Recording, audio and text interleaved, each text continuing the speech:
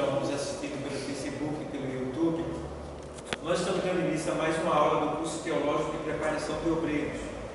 E nós estamos já no final do curso e nós estamos estudando a arte de pregar, que é homilética. E também nós já estamos no finalzinho e a gente está provando os alunos, se eles estão preparados, corrigindo dinâmica corporal, dinâmica vocal, dinâmica gesticular. Nós estamos tom de voz, nós estamos provando os alunos para ver como eles estão se comportando aqui na sala de aula para poderem se apresentar diante do público, da comunidade cristã e também diante do mundo. Então, nós estamos estudando a arte de pregar, estamos estudando também sobre tipos de sermões. Existem muitos tipos de sermões, mas dentre eles nós pegamos os três principais, que é o aqui, diferença entre sermões. Aí a gente colocou sermão textual. Ele é proveniente de um texto bíblico. O ponto principal deriva do texto. Vou explicar. Eu sou o caminho, a verdade e a vida, que está em João 14,6. Então a pessoa pega esse texto de João 14,6 e vai trabalhar todos esses pontos que aqui está. Primeiro ponto, eu sou. Segundo ponto, o caminho, ponto. A verdade, ponto. E a vida, ponto. Aqui tem pontos e subpontos, certo? Então, o sermão textual, ele é justamente isso daqui. É você pegar o texto das Escrituras, qualquer texto que você quiser, e formar, ou seja, formalizar dele, né, uma ministração, sendo fiel aos pontos, certo? Sendo fiel aos pontos, tá bom? Então, eu sou o caminho, a verdade e a vida. Pronto. Vocês estão entendendo, amém? Estão entendendo? Alguém tem alguma dúvida acerca disso? Tudo certo? Como sobre os pontos de cada um. Oi? Não só os pontos, só os pontos é o que separa as frases, no caso, né? Eu sou o caminho. Você pode, já vem daqui. Eu sou. Você pode trabalhar em cima do eu sou. Eu sou o quê? Um exemplo, né? Primeiro ponto. Segundo ponto, o caminho. Terceiro ponto, a verdade. Quarto ponto, são chamados também de subponto, e a vida. Pastor, esses 4 pontos, eu posso dividir, vamos dizer, em 4 semanas, vamos dizer, como um estudo, ou tem que ser pregado? Pode também, você pode, dependendo, se você tem assunto, tem conteúdo para isso, você está dando uma série, uma série de estudo. Então você vai pregar a semana todinha, certo? Então, primeiro ponto, você vai pregar sobre eu sou o caminho, ponto. Aí você vai trabalhar em cima só desse ponto aqui, eu sou o caminho. Aí no outro dia, você vai trabalhar sobre a verdade, entendeu? Então isso é uma série de ministração, de pregação, é um estudo sobre esse texto. Pode sobre ser esse assunto. Pode ser, entendeu? Mas, como a gente não tem muito esse tempo, então a gente tem que se utilizar dele, que não é tão grande. Claro, se a gente for mexer aqui, um dia não dá. Quanto mais 30 minutos, 40 minutos que a gente usa só na igreja. Então está aqui. É o sermão textual. Tá bom? Agora vamos lá. Vocês que estão nos assistindo também, é muito importante isso. Eu, no meu começo também, eu tinha muitas dúvidas do que é, como é, qual é.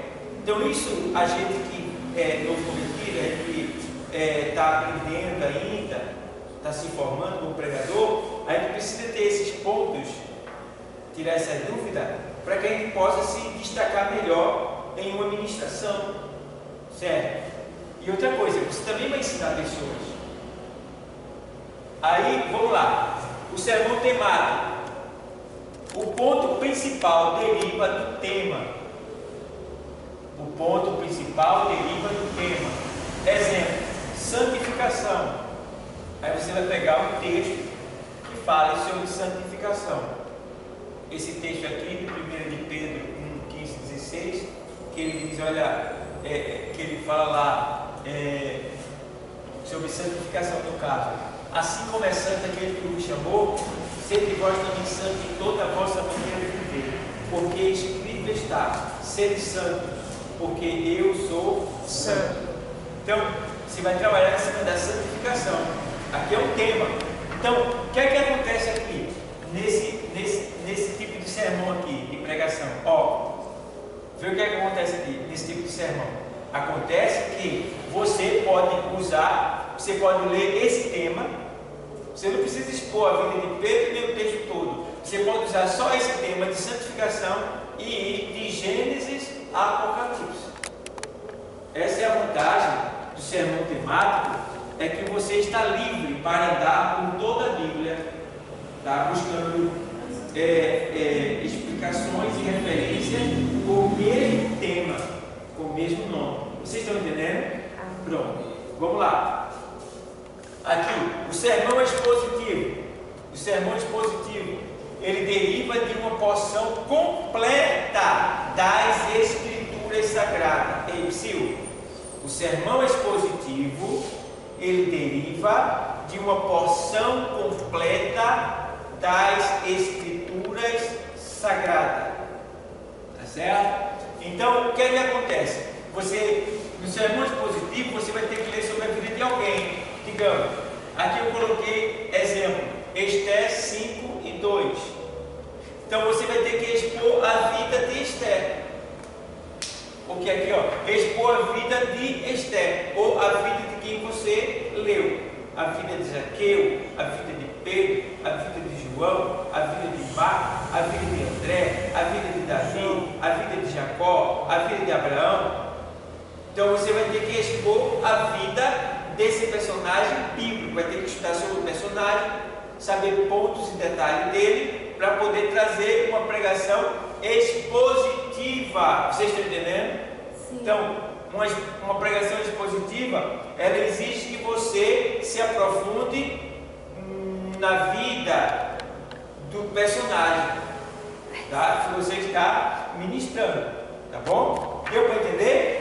Então agora eu coloquei aqui exemplo de sermão. No caso, eu coloquei aqui um sermão temático. Aí eu coloquei aqui exemplo do sermão temático. Tema: as graças permanentes. Aí você vai colocar, depois do tema, né? Vai expor o tema. Aí você vai colocar aqui o texto que vai trazer esse tema daqui, o texto que vai trazer esse tema, 1 Coríntios 13, 13. Quando você coloca o texto, a leitura no caso, e você lê a palavra, você vai ter que fazer o quê? Você vai ter que ter uma introdução. Você vai ter que ter uma introdução. Aí, introdução é o que acontece antes daquilo que você leu. Você já sabe, né? Introdução é o que acontece antes daquilo que você leu. Tá? Então, eu sempre falo para vocês, para ficar mais fácil, a vida do cego Bartimeu. É isso? Porque o pessoal fala Bartimeu, o cego Bartimeu, e ninguém leva em consideração aquele nome, que quer dizer aquele nome. Pensa que muitas vezes é o nome do cego, não é o nome dele. Ali a palavra está nos dando uma pista, que ele, Bar é filho, Timeu, ou seja, filho de Timeu. Aí você tem que saber quem é Timeu. Então ali você vai ter que, tanto você pode pregar sobre a questão no sentido temático, sobre cego, como aqui você pode pregar também sobre a vida, fazer um pouco de exposição sobre a vida de Timeu e do cego também, entendeu? Você escolhe se quer fazer uma exposição ou se quer fazer um tema. Então, aqui vocês vão pegar e colocar as referências de respeito a esse texto que está lá. Esse texto fala sobre a fé, a esperança, o amor, e você vem agora, depois que fala de tudo isso, você vem com a conclusão. Vê aí, Osana, se está ok. Aí você vai vir e vai falar vai falar esses pontos aqui e vai concluir. Sim. Mas nesse tema, sobre a tradução, aí tem a fé, a esperança, amor e a conclusão. Aí nesse fé, esperança e amor, eu tenho que colocar, dando uma explicação e com um capítulo específico. Mas sempre você vai ter que explicar, tudo que você falar. Nós somos intérpretes da palavra. Nós somos intérpretes da palavra. Então, nós temos que explicar tudo que nós falamos, que diz respeito às Escrituras. Entende? Então, você vai falar sobre, a Bíblia diz que Romanos 8:1, portanto agora nenhuma condenação há para os que estão em Cristo, que não andam segundo a carne, mas segundo o Espírito. Então, ali você vai ter que explicar que antes, por exemplo, se não há condenação é porque havia condenação. Nós éramos condenados, estávamos debaixo da ira do Senhor, estávamos sob condenação. Mas a partir do momento que a gente creu, a gente saiu da condenação, fomos salvos, certo? Então, nenhuma condenação há para os que estão em Cristo, ou seja, que creem em Cristo. Aí ele faz, para os que estão em Cristo, que não andam segundo a carne, mas segundo o Espírito. Então, quer dizer, tem muitas pessoas que dizem estar em Cristo, vêm para a igreja, tem a Bíblia, até ora, dá dízimo, dá oferta, diz que é crente, mas não vive segundo o Espírito, vive segundo a carne. O que é viver segundo a carne? É ainda ser grosso, áspero, às vezes alguns ainda chamam até pornografia, outros se deleitam na novela, vivem ainda escutando música do mundo, pessoas que não têm, não perdoam, pessoas que não amam, pessoas que ainda se deixam levar pelas emoções carnais. Então, isso são pessoas que andam segundo a carne. Então, para essas pessoas ainda há condenação, porque o texto diz que não andam segundo a carne. Então, só não há condenação para quem anda no Espírito. Entendeu? Aí você vai procurar o que é andar no Espírito. Aí se você for procurar, você vê assuntos sobre Espírito, você vai procurar. Tem muitas coisas. Paulo diz, olha, porém, andar em Espírito, Gálatas 5,16, e não cumprir a concupiscência da carne, O Senhor Jesus diz em João 6,63, a carne para o Espírito é o que vivifica, a carne para nada presta. E tem muitas coisas relacionadas àquilo que você leu. É o que a gente chama de hermenêutica bíblica. Sempre que você lê um texto na Bíblia, vai ter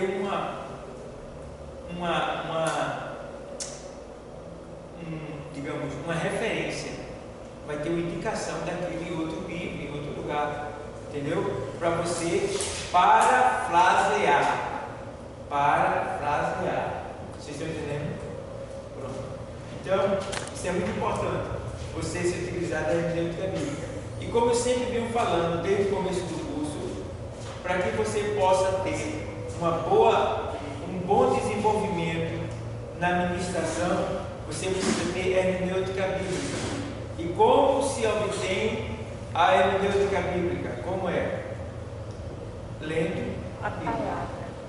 Então, primeiro compromisso que você deve ter é de ler a Bíblia toda. Se você não leu a Bíblia toda, você ainda está incompleto, você ainda está, de certa forma, você vai se enganchar. Porque ler a Bíblia toda é como você conhecer Jesus dos pés da cabeça. Ainda que você não grave tudo que você vai ler, mas fica no seu coração. Você alimentou a sua alma. E uma alma que leu a Bíblia, ela está completamente alimentada. Entendeu? Então você precisa ler a Bíblia toda. Isso é um compromisso sagrado que tem que ser cumprido por todos nós que somos cristãos. Aí você vai poder dizer: eu conheço Jesus dos pés da cabeça. Porque você lê de Gênesis a Apocalipse. Mas tem gente que não lê. E não é para ler só uma vez só. É para ler várias vezes e continuar lendo sempre. Mas infelizmente muitos não leem. Então a gente precisa realmente ter esse compromisso de leitura. Muito importante. Que muitos não têm tido. Então, vocês entenderam a questão aqui no quadro, né? Entenderam? Então, vamos lá. Hoje eu estou dando uma aula sentado, porque eu estou com uma hérnia inguinal aqui e ela está me doendo. Por isso que eu estou sentado, para ver se ela alivia. Mas eu estou falando, então está doendo. Ela continua doendo. E hoje eu fiz muito esforço hoje. A gente que trabalha para si, tem hora que a gente tem que fazer o que a gente não fazia se trabalhasse para os outros. Entenderam? Logo folga. Mas acontece.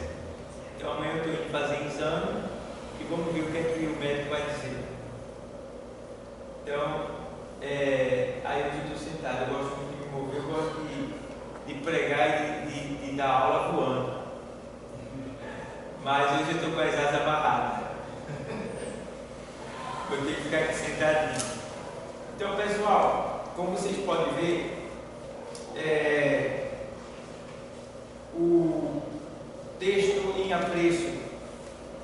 Vocês têm alguma dúvida em relação aos sermões? Está tudo certinho? O pessoal está meio em falta, né? O pessoal está meio devagar. No final, que é uma parte, e a parte mais importante, porque a gente trabalha o curso todinho para esse momento. Sabia que muita gente queria estar nessa parte do curso? A parte mais desejada do curso é essa. É o milésimo. Que é uma parte que todo mundo pode receber. E eu dou. Tem muito sobre. Quando começar o senhor me chama, eu não chamo não. Ele quer vir só para o homilético. Então, a homilética é muito importante na vida do obreiro, porque ele passa a saber o que é ser um obreiro e como ministrar e se apresentar diante da comunidade cristã. Então, pessoal, tá aí a pregação expositiva, a temática e a textual. O exemplo que vocês têm aí na apostila, pega a apostila e vamos para a página número 9.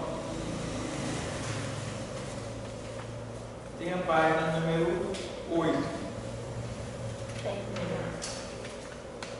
Tem 8 ou 9.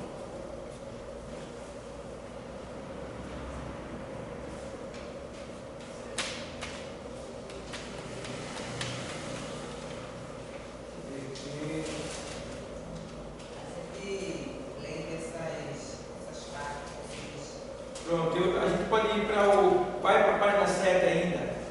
Que a gente lendo essa aula que você está dando, lembra assim, talvez eu falei, ele era textual, ele é filho era temático, e o outro era expositor para ele. A gente já fica assim, buscando aquilo que a gente já falou. Já pregou, né? E vem aqui, depois é assim, que é o texto textual, eu lendo aqui, o textual eu sou o caminho, a verdade e a vida. Ele é um texto dentro do versículo, aí vem o temático. Ele é um tema só, único, dentro do versículo. Aí vem o expositivo. Ele é uma pessoa, um personagem, você dizer assim, dentro da Bíblia, que eu vou buscar e eu vou expor ele. Estudar a vida dele. Então isso aí vem nos dando uma construção mais ainda dentro do conhecimento do Senhor, o que é que a gente tem. Para o pregador isso é muito importante. Também. E a conclusão que não pode ser feia, tem que ser bonita. Porque, como se diz assim, na nossa área de educação, a conclusão, ela é o fechamento.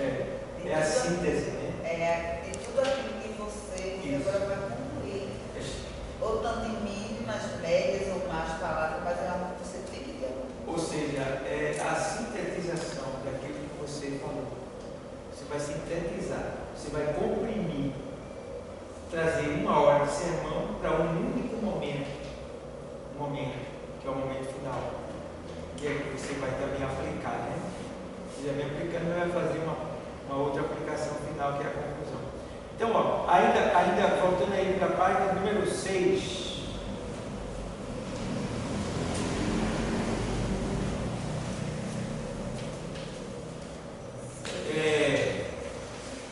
Introdução.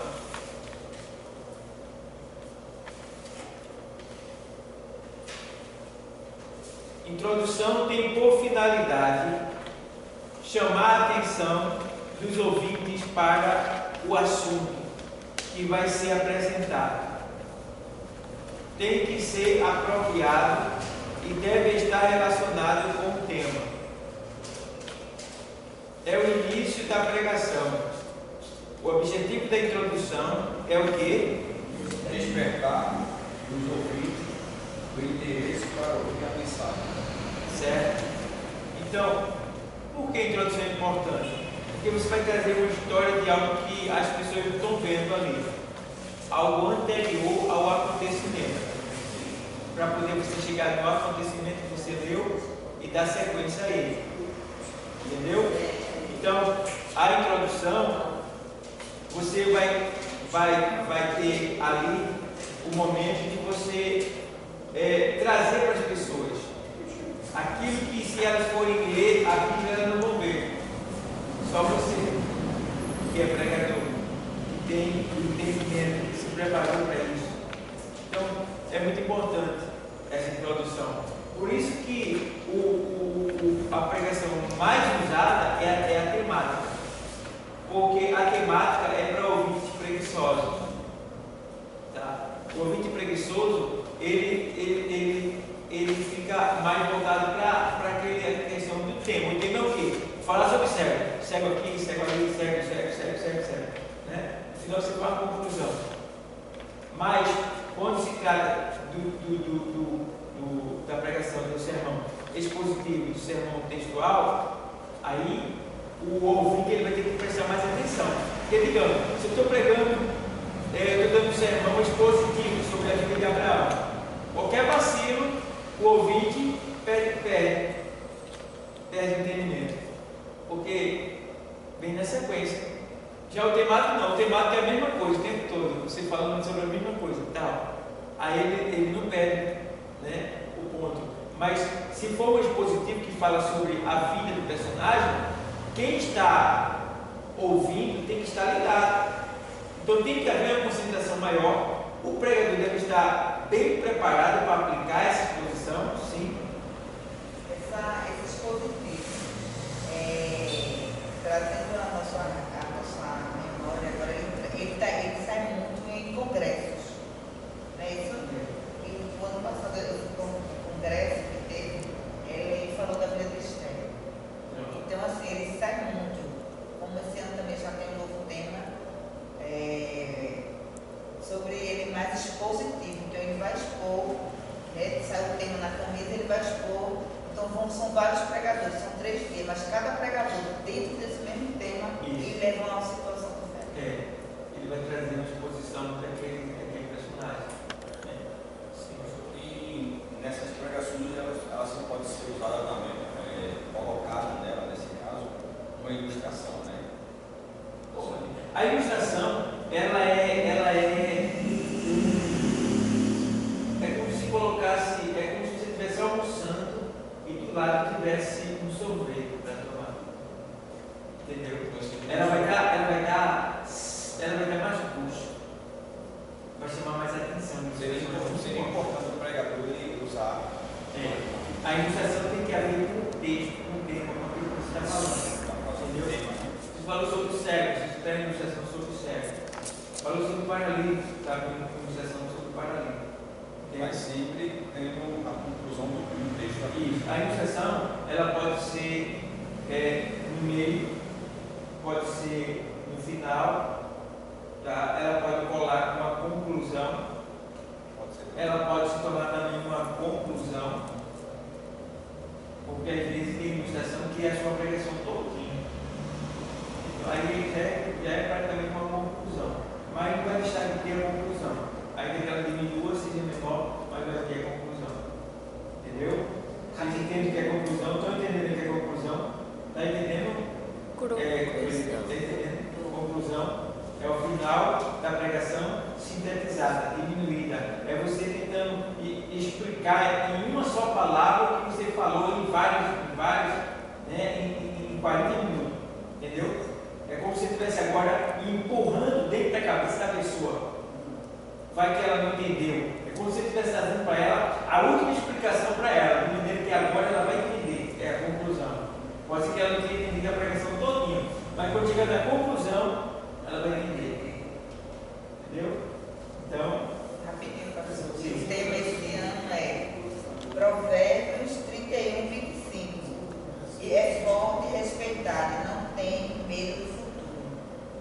é forte. Então é temático esse ano. É forte. E respeitada. E não tenham ao futuro. Mulheres.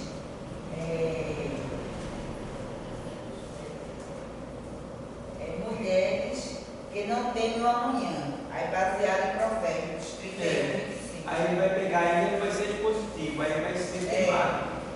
Vai ser o temático, vai ser Não, temático. eu acho que ele é temático. Porque não tem como ele fazer aí Não, pastor. o tópico, Ela é textual, não? Hã? Ela não é textual, não. Não, para ele fazer o textual, pode ser também. Ele pode fazer o textual porque ele vai pegar os pontos, né? Ele vai Porque porque é forte, isso. respeitada, não Isso. tem medo do futuro. Provérbios 31. Pronto, ele vai pegar esse texto aí, esses pontos aí, e vai explorar ele e pode andar dentro da Bíblia também. Entendeu? É tão interessante que na tradução vai dizer aqui: a força e a glória são as suas vestes, e ris do dia futuro. É sobre a mulher do amanhã, ela vai falar. Então ele tem um tema e ao mesmo tempo. Ela se baseia até às vezes textual e temático mesmo. Aí você vê como a responsabilidade do pregador, veja, não pode chegar lá de todo jeito. Tem que estudar, tem que ler. Aí o que é que você faz? É bom que você, uma vez por mês, você faça um jejum para a administração da palavra. Entendeu? Um jejum próprio da palavra. Senhor, estou fazendo esse jejum para que o Senhor me use na pregação da palavra. Faça isso. Você faz ele quando você acorda de manhã até meio-dia. Até meio-dia você faz esse jejum. Se possível, um por mês você faça. Porque jejum tem que ser proposital. Você pode fazer jejum pela palavra. Você pode fazer jejum para expulsar demônios. Tá? Você pode fazer jejum para ter revelações, discernimento espiritual. Você não pode fazer jejum para ter sabedoria. Tem sabedoria dada de graça. Mas os outros pontos você pode fazer sem jejum proposital. Aí você faz um por mês ou um por semana. Você que escolhe o que quer fazer. Depende da sua condição física e do tempo que você tem. Quem é casado e os dois são evangélicos, combina. A gente vai fazer 3 dias de jejum, digamos. Você faz um jejum. Você se junta e faz um jejum. Um faz um jejum na segunda, aí o outro faz um jejum na quarta ou na terça, aí o outro torna a fazer um jejum na sexta ou no sábado, e o outro faz no domingo. Um exemplo, estou dando um exemplo. Entendeu? Isso é um casal. Ou então faz um jejum, os dois pelo mesmo propósito. Por quê? Os dois juntos. Porque quando se faz jejum, você não pode alimentar a carne. Certo? E sexo é alimento da carne. Serve para o lado psicológico também, mas é alimento da carne. Então Evangelho, então eles não vão se procurar porque eles sabem o que estão fazendo. E Paulo diz que não faça por muito tempo, para que não venha a ser tentado ambas as partes. Então, basta uma semana, não precisa ser todo dia. Isso é quando a pessoa se dedica a fazer, entrar numa semana de propósito, de jejum. Para ficar mais leve, faz um por semana ou um por mês. É bom que você faça. Por quê? Aproveite quando você tiver tempo, porque vai chegar uma hora que você está trabalhando tanto, está toda habilidade que não dá para fazer jejum. Então, você precisa fazer jejum. Nós precisamos fazer jejum. Então, faz esse jejum pela palavra, para a salvação de almas, quando você estiver pregando, para que Deus cure. Você vai ficar cheio de poder. Vai ser muito bom. Tem que ter esse jejum. Tá? O jejum é a abstinência. Então, se o marido é ímpio ou a mulher é ímpia e a parte que é crente quer jejuar, digamos, quando eu falo com um homem, eu instruo um homem e que a mulher dele não é evangélica, tem que fazer o seguinte: espere o período que ela está menstruada, aí você vai ter 3 dias para jejuar, tranquilo, sem nenhum problema. Ela não vai nem procurar, porque o jejum, você não precisa dizer para ninguém que está jejuando. É bom evitar. No máximo, seu cônjuge. Mas, então, no caso de uma pessoa que tem um cônjuge não evangélico, é mais problemático, é mais difícil, porque você está numa batalha espiritual. Então, você evita. Então, tem que ter sabedoria. Faz jejum. Então, o jejum, eu digo uma coisa para você: se você jejuar, se você se tornar um crente que jejua, sua vida espiritual vai ser muito diferente. Olha, vai ter tanta coisa na vida de você. Você vai dizer: meu Deus do céu, eu sabia que jejum era isso tudo. É tremendo. Eu gostaria de fazer mais, mas no estudo do meu trabalho, a minha vida que eu levo, eu parei mais. Antigamente era direto. Aqui e ali eu estava. Mas agora eu não tenho mais essa. Por quê? O cara que se acorda de 3 horas da manhã e vai até 7 da noite e ainda tem que estudar. Meu irmão, teve um dia que eu fiz um jejum, cheguei aqui, eu não passei mal não, mas foi a pior aula que eu dei. Eu estava falando, parecia que eu estava morrendo. Aquela coisa sem fogo, assim. Porque eu fiz um até meio-dia, somente. Quase que eu, rapaz, está difícil. Então, você tem que estar um pouco afastado. Jesus, quando queria jejuar, era como ele ir para os lugares, entendeu? Ele fez uns 40 dias que foi completo. Mas o certo mesmo é você se abster de tudo, não só de comida, mas se possível até do lugar que você está. E para ficar sem ninguém perto. É muito bom isso aí. Quem tem condição faz isso. Se torna diferente. Foi sobre essa parte da alimentação. Então, assim, eu posso fazer o jejum, mas eu posso ficar, assim, o jejum, hoje eu não quero comer carne. Eu não quero comer carne, mas as outras demais coisas eu posso comer, assim, ou tem que ser geral, entre água e tudo. Porque, assim, alguns falam, não, você toma água. Outros, não, você pode fazer tal, guloseimas, você isso, ou refrigerante e tal. Aí, como é que o senhor pode descrever mais ainda? O profeta Daniel, ele fez jejum parcial. Ele se absteve das melhores coisas. Digamos que eu tenho uma vida de rico, eu como do melhor. Então, eu digo assim: eu vou passar 3 dias, só vou comer farinha seca. E não vai ser muito não. Eu vou de manhã, eu vou me acordar no meio-dia, eu vou pegar um punhado de farinha, vou comer e vou tomar água, chá. Isso é um jejum parcial. Ele não se absteve de tudo, ele se absteve das melhores coisas, porque claro, qual é a carne, qual é a pessoa que vai querer comer farinha seca?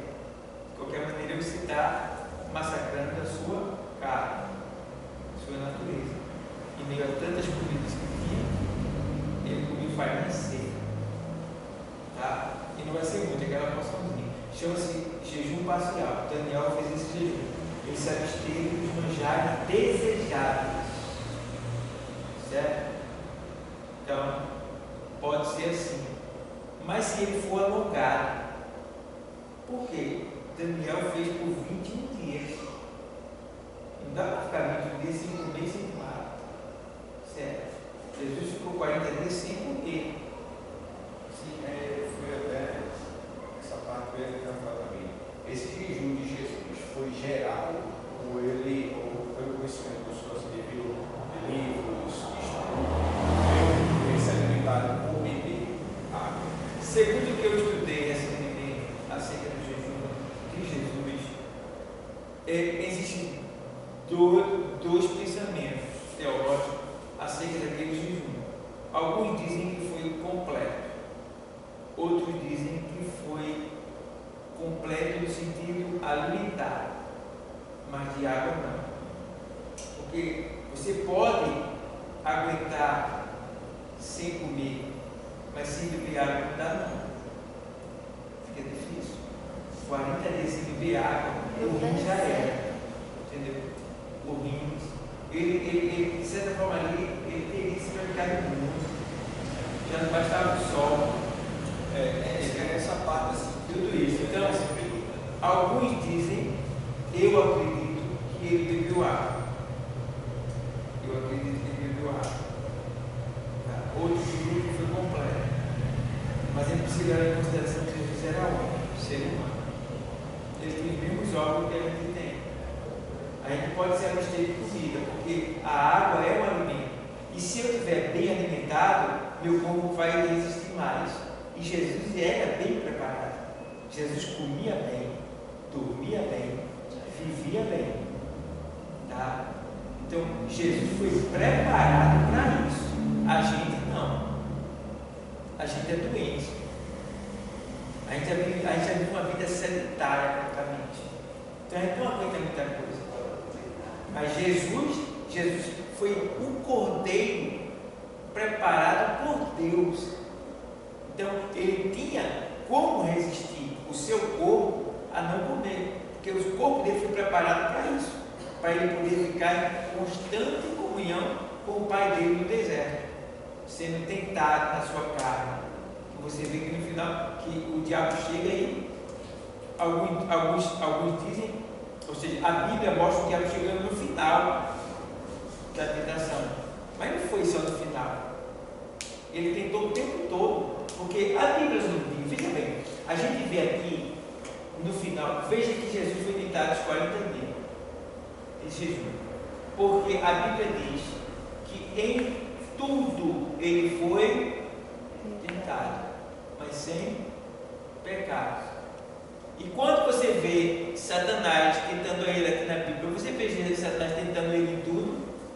Não. Ele apenas faz algumas aplicações gerais, como por exemplo, tiraria a glória do mundo, e daí vai. Mas Jesus, os 40 dias e 40 noites, ele foi tentado em tudo. Em tudo. Por isso que a Bíblia diz: em tudo ele foi tentado. Olha aí. Até na sexualidade. Em tudo ele foi tentado. A Bíblia só não mostra. Mas aí a gente entende. Ela já deixa aí uma certa, se fosse uma pista para poder a gente já entender que em tudo, em todas as partes, todas as áreas. entendeu? Como se o senhor fala nessa parte de tudo, quando diz assim sobre a glória. Agora todo mundo a gente vê como que fama, bebidas, farra, esse tipo de procedimento. A glória desse mundo.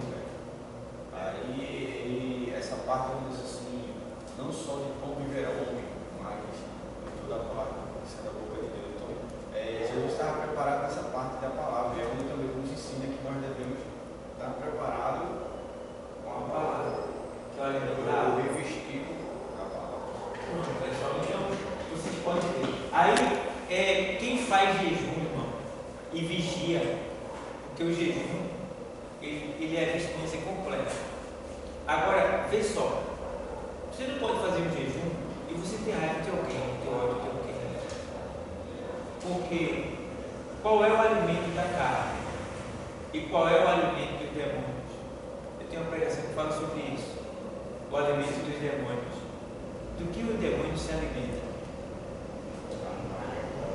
Ódio, ira, raiva, rancor, desejos impuros, pornografia, mentira. Tudo isso alimenta os demônios. É por isso que quando um demônio ele não está encarnado, ele sente angústia. O prazer maior do demônio é estar encarnado. Entendeu? Porque tem demônios que eles estão na atmosfera. O alimento deles, o sistema deles é outro, o alimento deles é outro. Já tem outros que o alimento dele, ele precisa estar encarnado. Porque ele tem um propósito. Cada demônio tem um desígnio.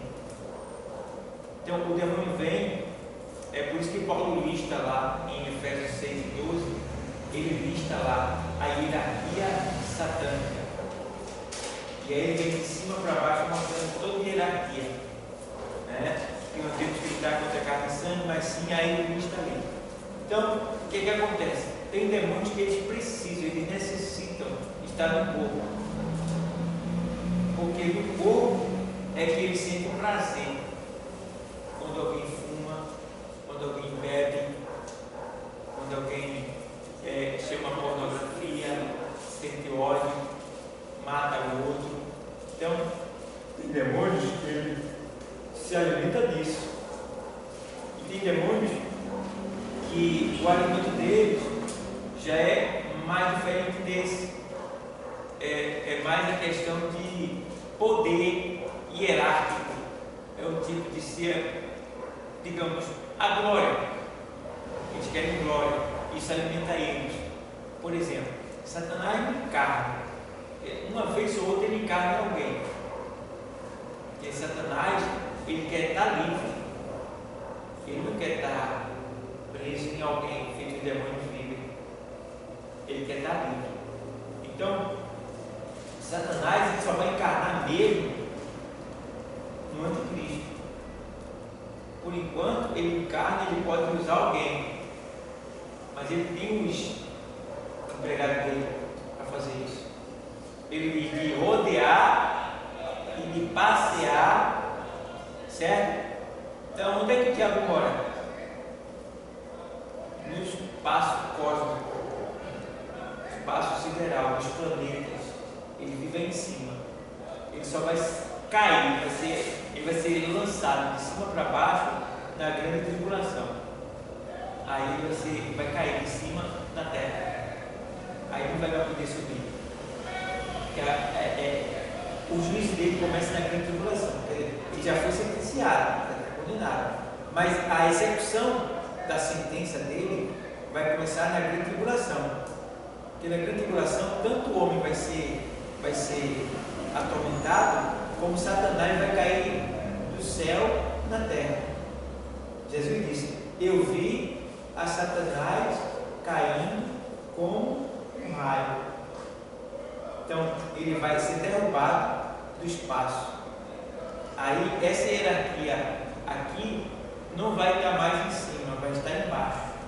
É como se ele perdesse a asa dele, porque agora ele só vai descer e descer. Ele cai do céu na terra e depois ele cai da terra no inferno. E aí está. Entende? Só para abrir mais um pouco a mente do entendimento, né? Nesse caso assim, que o que fica variando sobre a terra, usando as pessoas na terra, quando encontra uma casa vazia, é o cego dele. Vamos assim, São os demônios. Mas aquela parte assim, vamos assim, se foi expulso o demônio, ele fica pareando sobre a face da terra, até voltar para ver se encontra. Lucas 11, 24 até 26. Ele diz assim: quando o espírito imundo tem saído do homem, anda por lugares secos, buscando repouso, e não achando, diz: tornarei para minha casa, de onde saiu, e voltando a achar varrida e adornada. Então vai e leva consigo outros 7 espíritos, piores do que ele, e entrando, habitam ali. E o último estado desse homem será pior do que o primeiro. Aí nesse caso assim, ele vai trazer esses outros para poder se apoderar dessa Não, esse daí que Jesus está falando, esses já estão por aqui já. sim, Estão aqui. Aí quer dizer que é uma parte, vamos dizer, aqui na face dessa terra é uma parte. A hierarquia satânica. Isso. Aí, deixa eu ler para vocês, 6, bebê. Eu tenho aqui. Aí, o que é que acontece? Aí, ó, principado é a ordem mais alta. São os diamantes príncipes, os principais. Tá? É a ordem mais alta, está lá em cima. Tá? Aí vem as potestades, é a fila mais abaixo. A fila mais abaixo dos principados, potestades. Aí depois vem príncipe das trevas deste século, são os que incorporam, os que estão aqui embaixo. Então são.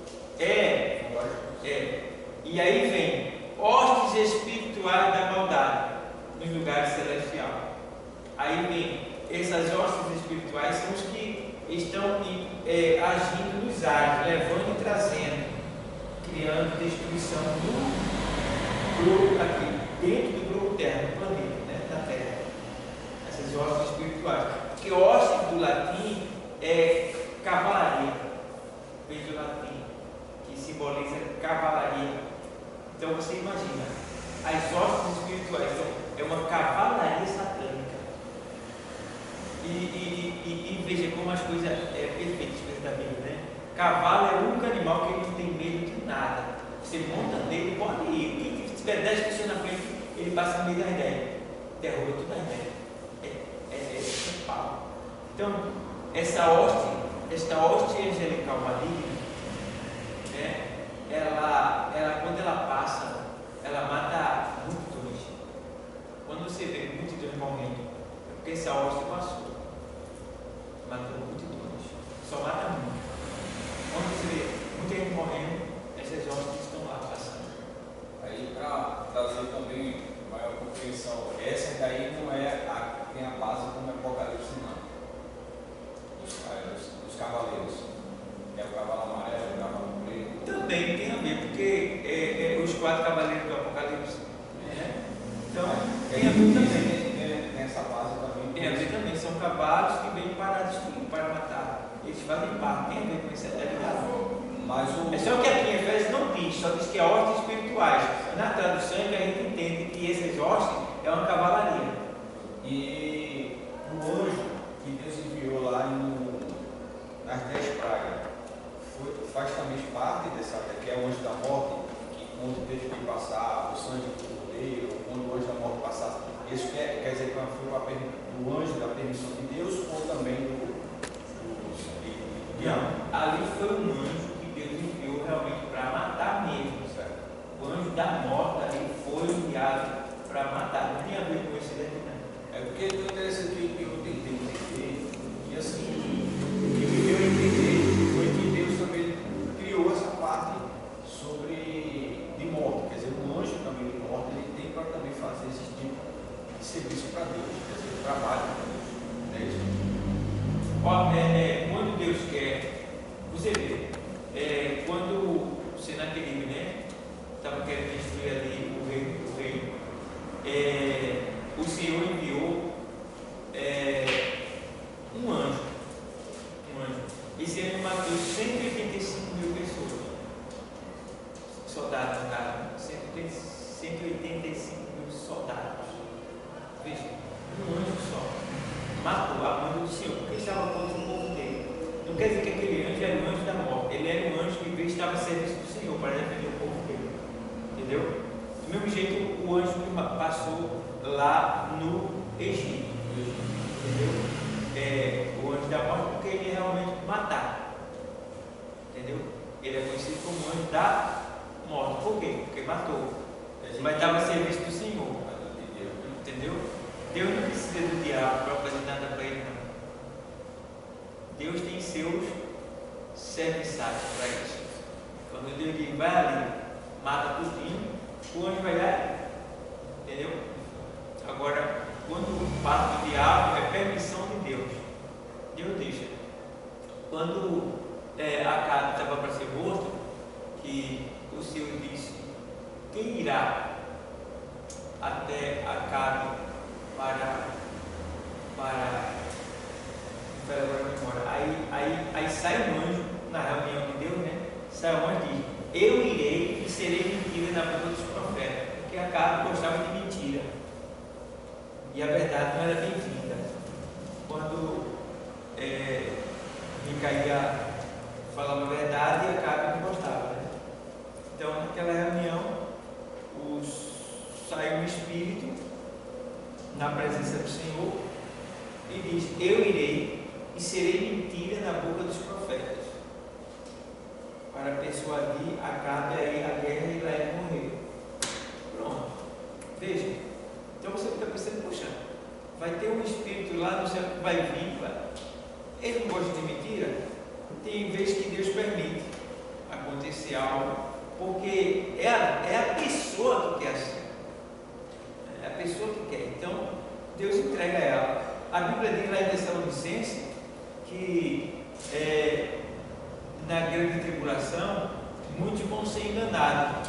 Deus vai entregar o poder para enganar. Deus vai permitir que Satanás engane as pessoas com falso milagre. Aí, porque eles preferem mais a mentira do que a verdade. Então Deus vai os entregar a um sentimento mentiroso para que eles sejam destruídos. Veja só. Então Deus vai entregar, vai permitir Satanás, falso profeta, todo mundo ficar bem à vontade. Só vai crer quem conhece a palavra. Entendeu? Deus vai fazer muita coisa. Então, deixa eu ver se eu volto para onde eu estava, eu fiquei para tão longe agora, vocês me levaram para tão longe, que eu vou voltar agora. Vai, o textual, temático e expositivo. Sim, ele estava ali na apostila, não foi? Então vamos lá. Introdução. Tem por finalidade chamar a atenção dos ouvintes para o assunto que vai ser o quê? Tem que ser apropriado e deve estar relacionado com o quê? O tema. É o início da pregação. O início da pregação. O objetivo da introdução é despertar nos ouvintes o que? O interesse para ouvir a mensagem. Isso aqui é a introdução, certo? Ela é o começo da pregação. Na introdução, Deus já está falando. Então, o pregador que ele usa introdução e ilustração, todo mundo gosta dele. Todo mundo sai satisfeito. O negócio é você saber aplicar. Entendeu? Introdução produz a primeira impressão aos ouvintes. Não é aconselhável ultrapassar os 5 minutos numa introdução. Que seja menos. Puxa, uma introdução de 10 minutos eu já fiz. Tem introdução que você é tão longa que você termina sendo uma pregação, uma introdução. Termina sendo.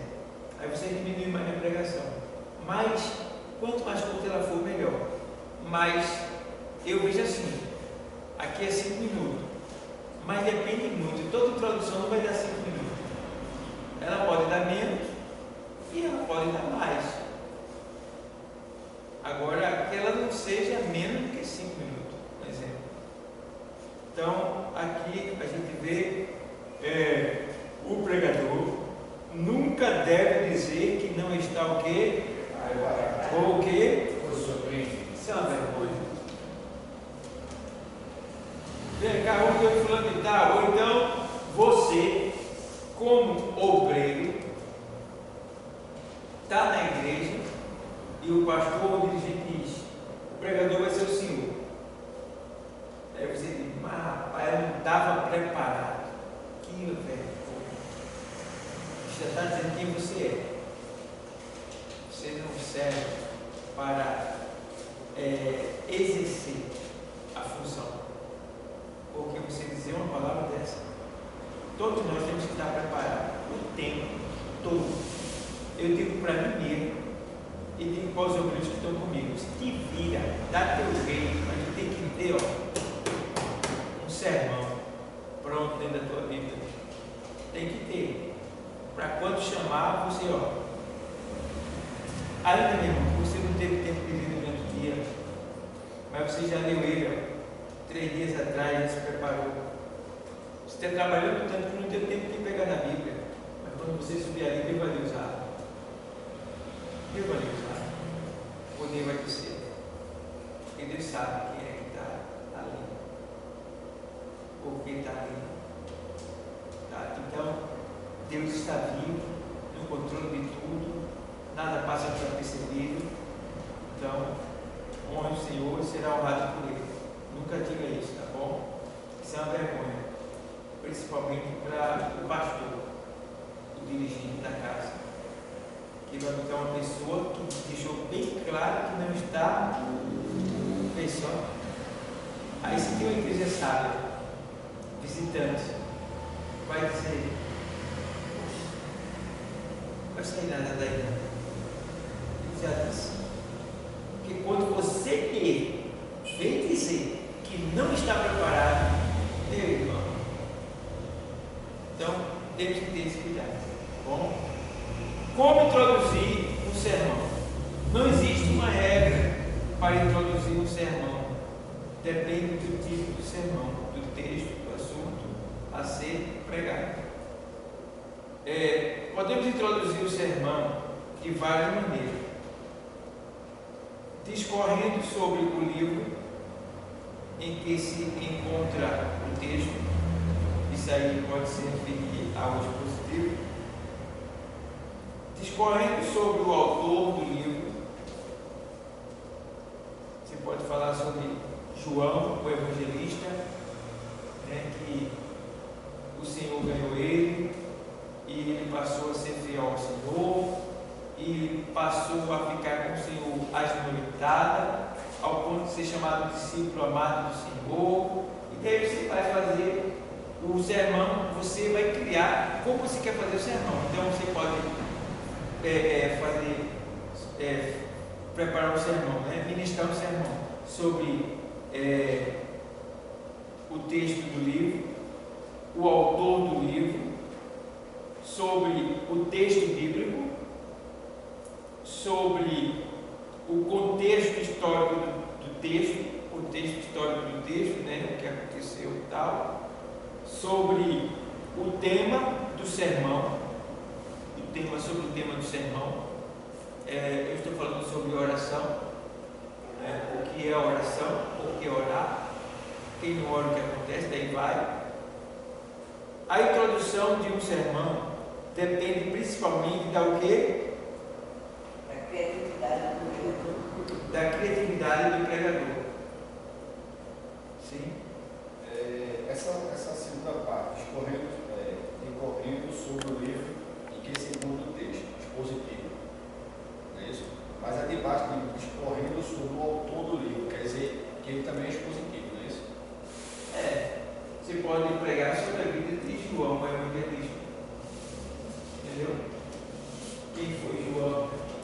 Discorrendo sobre o texto bíblico. Entendeu? Aí eu levo ele como temático, não é isso? Pode ser.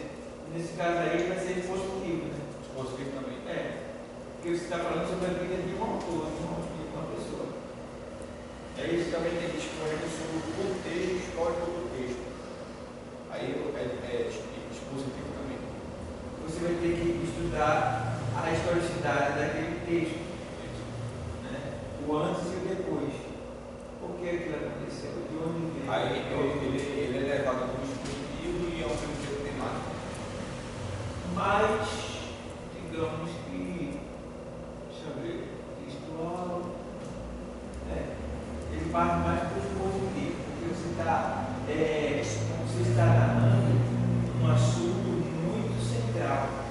Então, esses 5 pontos, discorrendo sobre o livro, o autor, o texto, o contexto, o tema do sermão, ele leva tudo como um dispositivo mesmo. Isso. Pronto. Aí,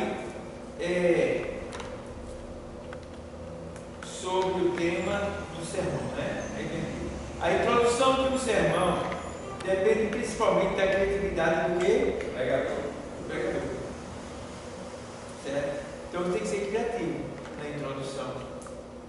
Tem que ser criativo. E vamos lá. O corpo é a parte mais o que? Extensa do sermão. O corpo é a parte mais extensa do sermão. É o mesmo que desenvolvimento. O corpo é a sequência. Entendeu? O corpo é a sequência. Ó. O corpo é isso daqui, ó. Certo? O corpo é o que vem depois do texto lido da introdução. Certo? Digamos que seja a cabeça. Aí vem agora o corpo. O corpo são as referências dos pontos que você vai estudar, para ministrar, para explicar. E depois vem a conclusão, que é os pés. Deu para entender? Deu para entender? O texto lido e a introdução é a cabeça. O corpo é a sequência da sua pregação. E a conclusão é os pés, é o fechamento. Deu para entender? Chegou. Deu para entender? Ela tem uma base da firmeza do texto. É isso? São as estruturas, as colunas da pregação é o corpo, né? É o corpo. Vocês estão entendendo? Então, a gente precisa ter isso daí. Então, um corpo, ou melhor, um sermão ele é composto de cabeça, corpo e o tronco, né? Que é as pernas, né? O final, certo? Aí você pode fechar com conclusão, pode fechar com introdução, sintetizando ele. Está dando para entender? Está dando para entender? Até se hoje de volta está entendendo?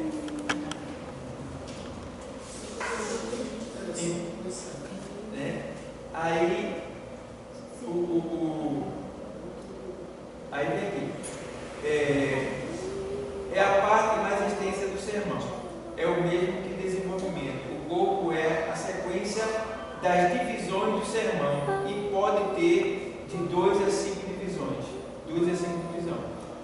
Quanto mais divisões, mais complexo ficará o sermão. E ainda conter subdivisões. Então o que acontece? Tem pessoas que vai pregar, aí lê mais de 20 versículos. Não é bom. A não ser que você vá pregar, vá ministrar um sermão expositivo. Aí você pode ler, até fazendo leitura responsiva. Sabe o que é leitura responsiva, né? Você lê um texto e aí você lê outro. Então, tem gente que vai pregar, aí lê 10, 15 versículos. Você vai explicar os 10, 15 versículos? Tem que ver isso aí. Entende? Porque você vai ter que explicar aquilo que você leu. A não ser que você leia 10 versículos de um texto e você frise um deles. Né? Digamos, você vai ler, deixa eu ver aqui um texto. Vamos lá, digamos assim, João 15 e 15. Aí eu vou para o primeiro. Aí eu vou ler. Eu sou a videira verdadeira. Meu pai é o lavrador. Toda vara em mim que não dá fruto, atira e limpa toda aquela que dá fruto para que dê mais fruto. Vós já estáis limpos pela palavra que vos tenho falado. Estáis em mim e eu em vós, como a vara de si mesma não pode dar fruto se não estiver na videira, assim também vós, se não estiverdes em mim. Eu sou a videira verdadeira. quem está em mim e eu nele, este dá muito fruto, porque sem mim nada podeis fazer. E se alguém não estiver em mim, será lançado fora, como a vara, e secará, e os colhe, e lança no fogo, e arde. Se vós estiverdes em mim, e as minhas palavras estiverdes em vós, aí, repete esse texto. Se vós estiverdes em mim, e as minhas palavras estiverdes em vós, pedireis o que quiser, e vos será feito. Aí eu digo, repete esse texto. Aí ele diz, repete. Pronto, eu frisei. Aí eu vou levar a sequência.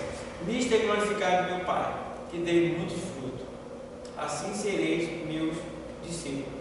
Como o Pai me amou, também eu vos amei, a vós. Permanecei no meu amor. Se guardardes os meus mandamentos, permanecerei no meu amor, do mesmo modo que eu tenho guardado o mandamento de meu Pai e permaneço no seu amor. Até aí. Mas eu peguei aqui esses textos todinho e li para a igreja ficar informada acerca do texto completo. Mas agora eu vou pregar sobre o quê?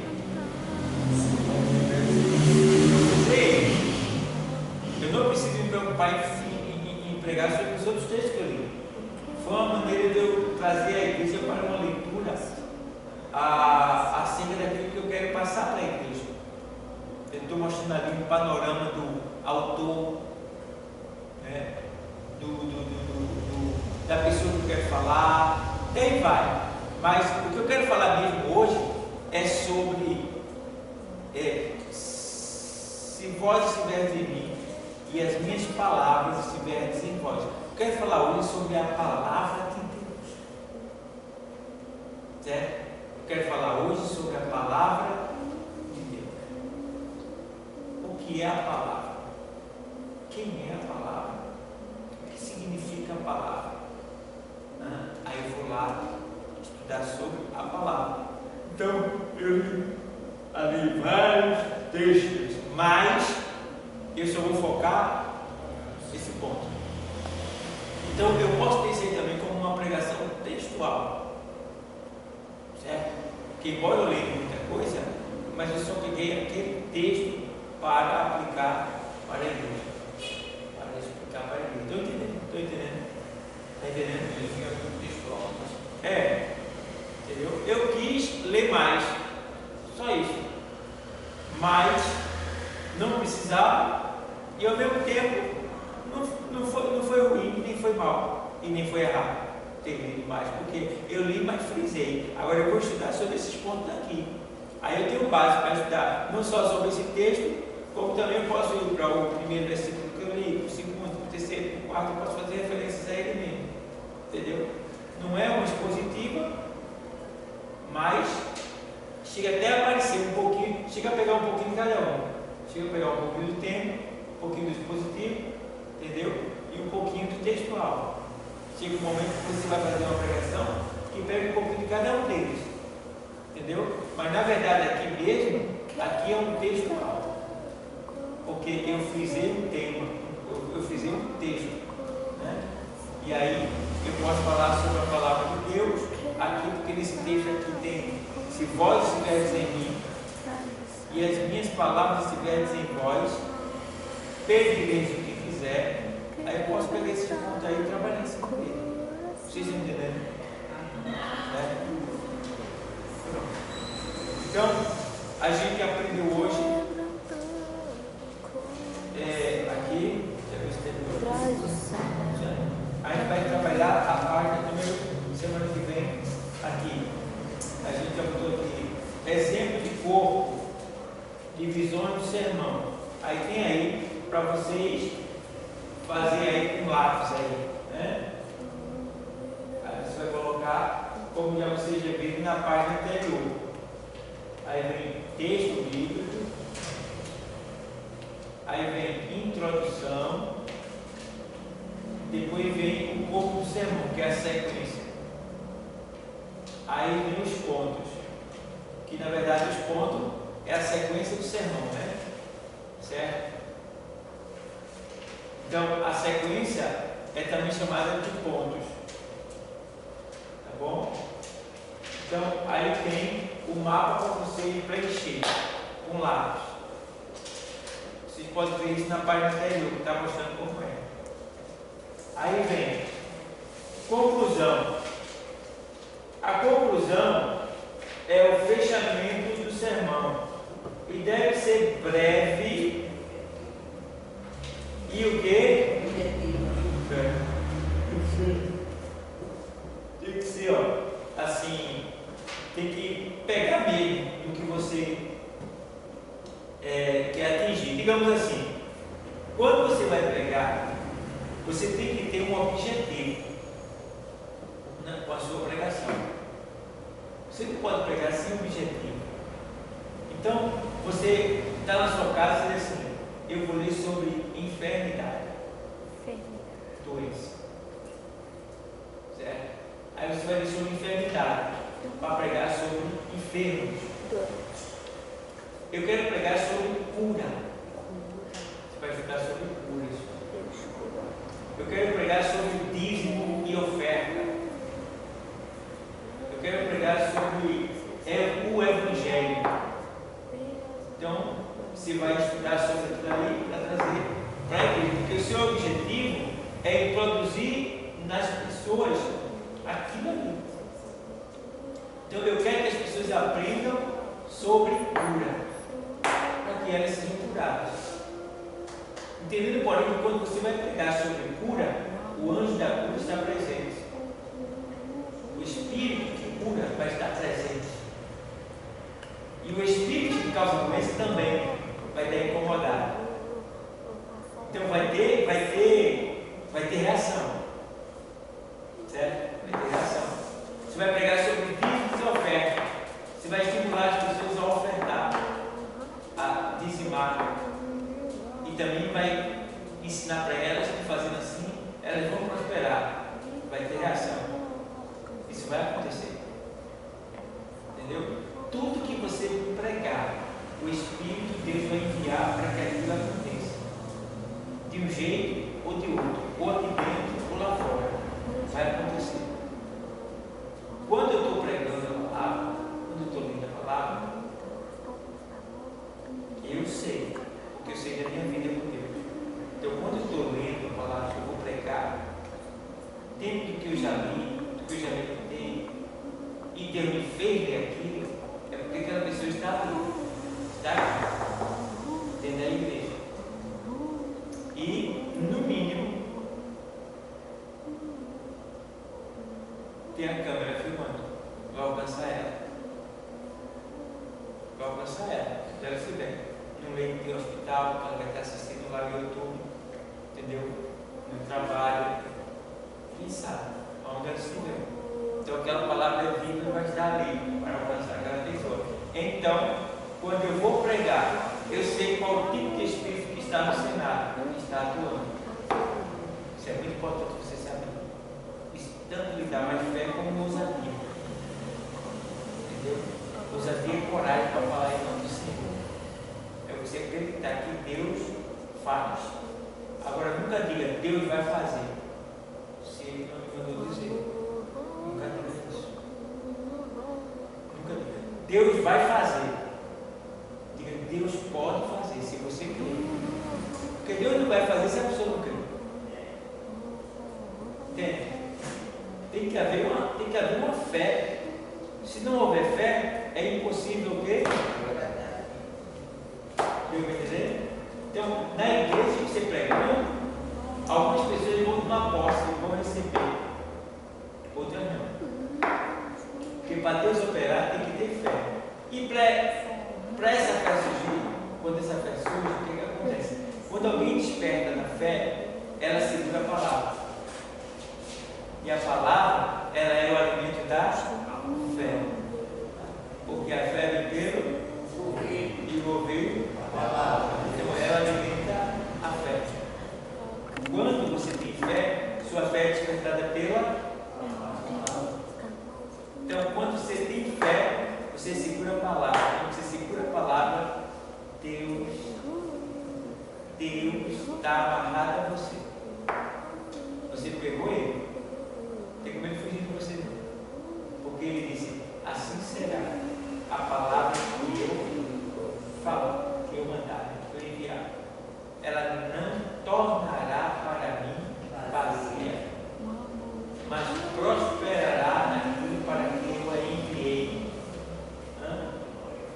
Então, Isaías 55:11. Então, quando a palavra saiu, alguém tem fé, segurou ela, deu aqui para depois. Agora, claro, tem o tempo dele. Não é pelo fato que você tem fé, segurou a palavra, o que ele vai fazer de imediato? Ele pode fazer de imediato, mas pode também demorar, porque depende do seu coração. Tem coisa que se Deus lhe der, perdeu você. Entendeu? Aí ele sabe o tempo exato. Geralmente, o Senhor, ele nos educa para receber o que ele tem para nos dar. Vocês estão sendo educados, por isso que o Senhor recebeu muitas vezes. Entendeu? A vida de vocês vai mudar, vai mudando sempre para melhor. Porque vocês estão sendo educados, preparados para não só guerrear, como também receber o salário de Deus. É muita coisa, né? Mas a gente está aqui, eu só sinto que o povo não veio, eu não sei o que foi que houve. Parece até que. Será que você está pensando que eu estou doente? Mas que eu estou. Aquele irmão que veio de Galinha, ele até perguntou, ele ia perguntar para você. Foi, eu disse a ele, já começou, pessoal. Você está pensando que não tem tatual? Mas o povo veio lá no zap. Oi? No zap. O que tem? Tá lá. O quê? Começou. Já foi avisado já aqui. Mas. E eu não sou de voltar atrás, não. Eu estou passando por um processo aqui, dessa hernia, mas não tem isso comigo, não. A gente está até assim, agora não aguento mais, não. Mas eu vou até. Ontem eu fui para Itapissuma. Ia visitar uma igreja, ia pastor tal, pastor Cicano, pastor Beltrano, tal e tal. Eu cheguei lá, só tinha 3 ovelhinhas. Aonde fica, pastor? Itapissuma é lá. Garaçu. É depois de Garaçu, né? Itapissuma. Fica lá, perto de Itamaracá. Sei. Aí tinha 3 ovelhinhas lá. A minha filha não queria que eu fosse, porque eu estava sentindo dores, né? Da época estava doendo. Não queria que eu fosse. Eu não ia, mas tá, eu vou. Aí, o que foi que aconteceu? Se eu não vou, o presbítero pegou o conjuntivite. Ia, não foi. E nenhum dos que disseram que ia lá, das outras igrejas, dos pastores, não foi. Só ficou eu e as 3 ovelhinhas. 4. Botei para orar, né? E o Sandro Clara foi comigo. Aí coloquei para orar, vamos orar, ficamos orando, foi até bom. Ele disse assim, lá da minha casa eu oro por esse lugar aqui. Hoje eu estou aqui. Aí fui orar ontem, orei um pouquinho lá, levantei de 8h20, 8h10 e ministrei a palavra. Pronto. Falei para as ovelhas, estou satisfeito, estou feliz. Se eu não tivesse ido, as ovelhas iam vir e iam voltar. Já tem pouca gente. Isso desmotiva as pessoas. Né? Mas eu estava lá, a gente se alegrou e Deus abençoou tremendamente. Olha se eu não tivesse ido, ficasse com frescura em casa, porque estava com dor.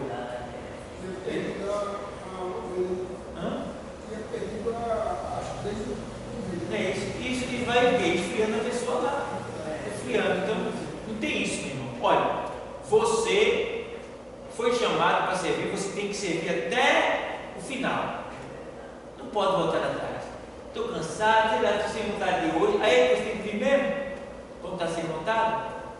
Então, os momentos que eu tive menos vontade de evangelizar e eu vim, foi quando eu ganhei vidas para Cristo. Era incrível, eu ficava admirado. Eu não entendo como é aquilo, mas quando eu não queria vir para o evangelismo, eu queria ficar em casa até para descansar, tá? Quando eu vinha, e eu dizia para ele, mas Deus, eu estou indo sem vontade. Estou indo sem, meu Deus, Senhor, me ajuda. Eu vinha falando com Deus, dizendo que a minha carne não estava deixando. Quando eu saía, 1 ou 2 almas, eu me alegrava. Eu dizia, agora estou entendendo, porque parece até que a carne sabe. Ela não sabe, mas parece. É uma coisa. Então, é assim. Graças a Deus, Deus tem me abençoado com uma dinâmica vocal que tem chamado a atenção. Ou seja, você lê ela, pede sabedoria, jejua pela causa, quando você estiver aplicando a palavra, tem gente que se aproxima de você. Isso é muito bom. Porque tem que não estar pregando, a pessoa se afasta. Conheço pessoas assim. A pessoa estava bem longe. Mas a gente foi chamado para atrair. Então, graças a Deus por isso. Isso me alegra. Porque eu vejo que Deus está sendo exaltado por isso, né? Glorificado. E a gente está tendo um bom proveito. Tem coisa melhor, irmão, do que você, como servo de Deus, você vê que as pessoas estão confiando em você, acreditam em você, fala segredos para você, pede conselho a você, diz eu gosto quando você está pregando, quando você fala de Jesus. Isso é bom, irmão.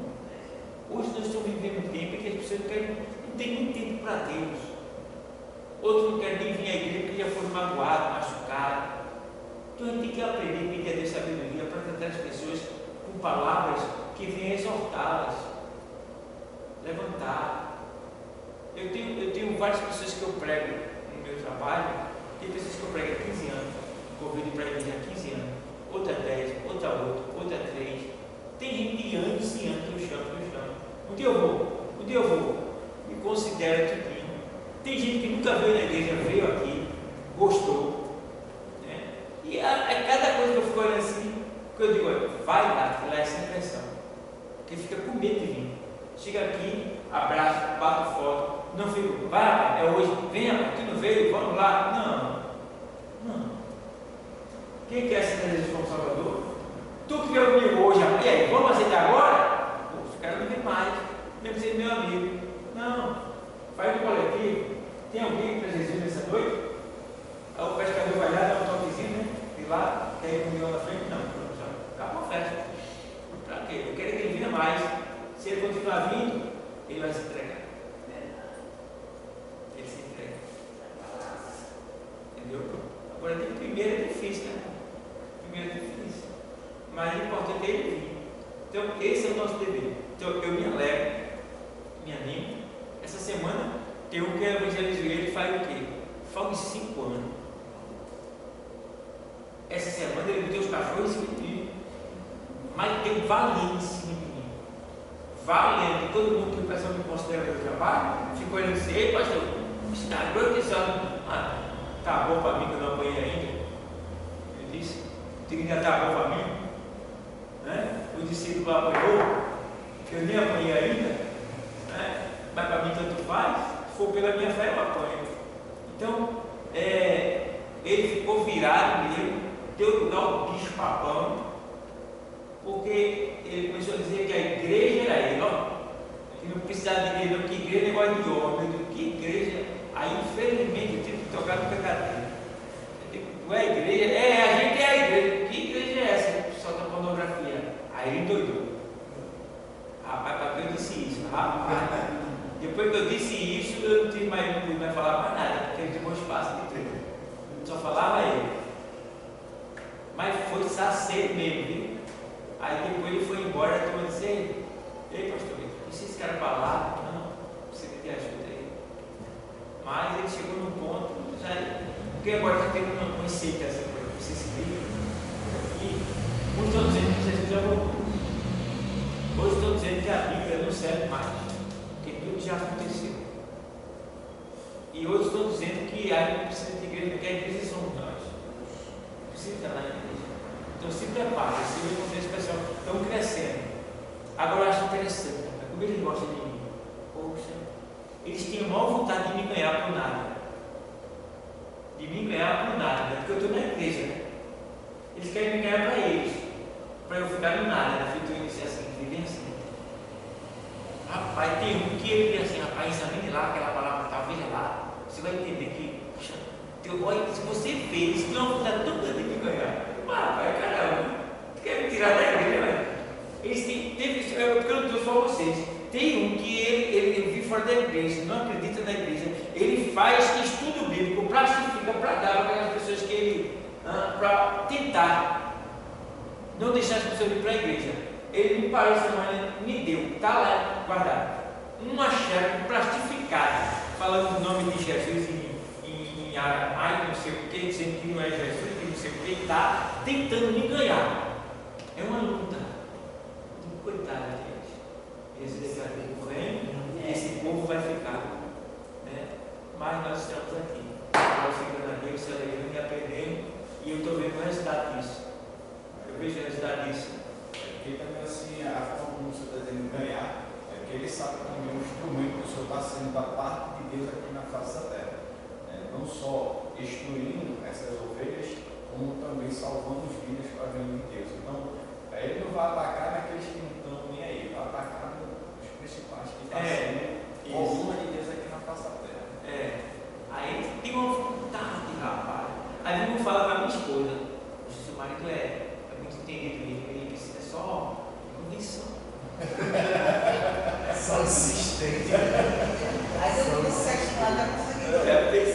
Aí como eu abraço eles, aperto a mão, tem um que eu já não sabe mais papai do Senhor, né? Porque ele não recebe a paz. Né? E eu tenho que saber falar com cada um deles. E discernir a vontade, porque eles, tudinho, já foram evangélicos. Entendeu? Então, se já foram evangélicos, eu vou falar o que para eles? Eles não falam o que querem. Entendeu? Eles conhecem a verdade, mas preferiram dar ouvido à doutrina dos demônios, então eu não posso fazer nada. Agora está todo mundo bem, tu que gosta de mim, aquele negócio todo, diz, puxa, esse irmão aí, aí, aquele negócio todo me elogia e tal, e eu só na minha, tá bom, tá pastor, eu tenho que fazer. Então, compram a mim, apertam a minha cara, é como diz, quer conversar comigo é para falar do negócio dele, para dizer que a Bíblia não serve mais, que Jesus já voltou, quer falar essas coisas. Aí fico insistindo, quer entrar em debate comigo, aí eu me segurando, eu digo, não, eu respeito você. Você sabia disso? Olha, eu respeito você. Sabe que eu gosto de tudo. Pronto, faço isso. Vou levando ele na brisa. Porque se entrar, aí ele começa a querer, aí vai chegando gente. E a Bíblia diz aqui que nós não devemos contender com ninguém. Nem acerca da Bíblia. Porque isso não vai gerar salvação. Vai gerar perturbação na mente daqueles que estão vendo. Eu falei, dois crentes, vai pensar que é dois crentes, né? Dois crentes discutindo, por isso que eu não quero negócio com religião. E logo assim. Então, evita que é melhor. Amém, pessoal? Então, para semana a gente vai estudar a página 7. Página 7, classificação do irmão, e daí vai. Então,